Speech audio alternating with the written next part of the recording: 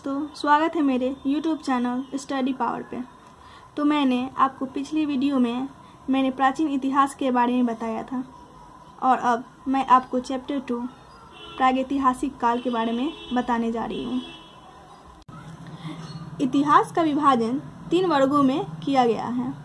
पहला, प्रागैतिहासिक काल, आदि इतिहास, इतिहास। प्रागैतिहासिक जिसे इंग्लिश में प्री हिस्ट्री कहते हैं, आदि इतिहास जिसे इंग्लिश में प्रोटो हिस्ट्री कहते हैं, इतिहास जिसे इंग्लिश में हिस्ट्री कहते हैं। प्री हिस्ट्री जिस काल में मनुष्य ने घटनाओं का कोई लिखित विवरण उद्धृत नहीं किया है उसे प्रागैतिहासिक कहते हैं।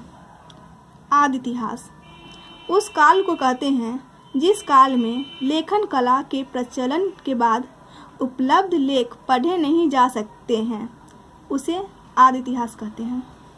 इतिहास उस काल को कहा जाता है जिसका विवरण लिखित रूप में उपलब्ध है, उसे इतिहास कहा जाता है।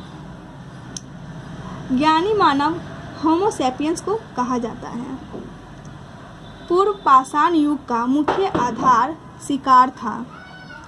पूरा पाषाण काल में आग का आविष्कार हुआ था।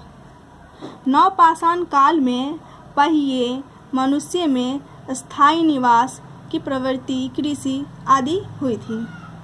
पहला पालतू पशु कुत्ता था।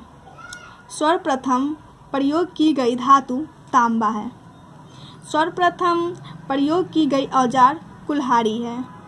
सबसे प्राचीन फसल गेहूं और जौ है।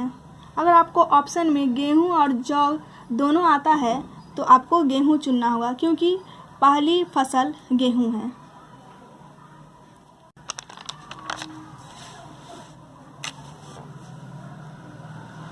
कृषि का प्रथम उदाहरण मेहरगढ़ से प्राप्त होता है।